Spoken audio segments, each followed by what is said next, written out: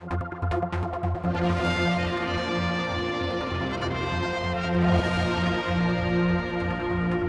new £6.5 million control tower will be built here, about 400 metres away from the old one, which was built in the 1940s.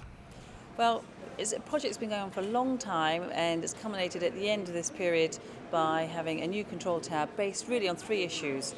The key one is about the building is time expired. It's nearly 70 years old.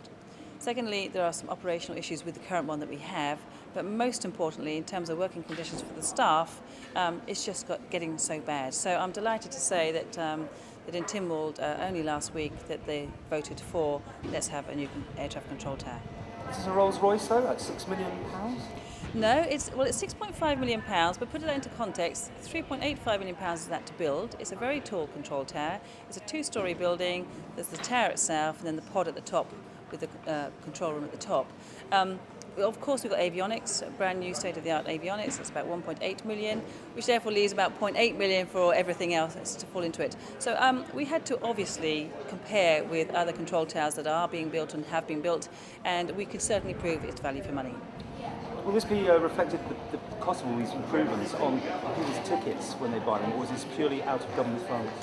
No, overall, it comes from government funds, but government funds, one could say, comes from the taxpayer.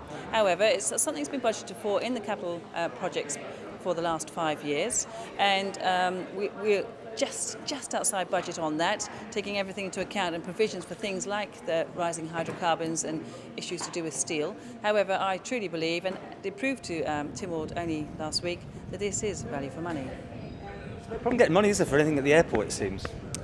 Well, how dangerous is that to say?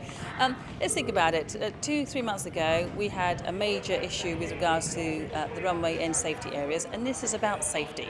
And there isn't one politician who's not for safety, and at the same time, part of that project is about the resurfacing of the runway. So, of course, putting the two projects together is a significant amount of money. And with the control tower, looking at it in terms of it's a time-expired building, it's 70 years old, and the working conditions for the staff is very, very poor. And I certainly hope that it lasts the next 18 months while we build the control tower, and we hope to come operational in the first quarter of 2010.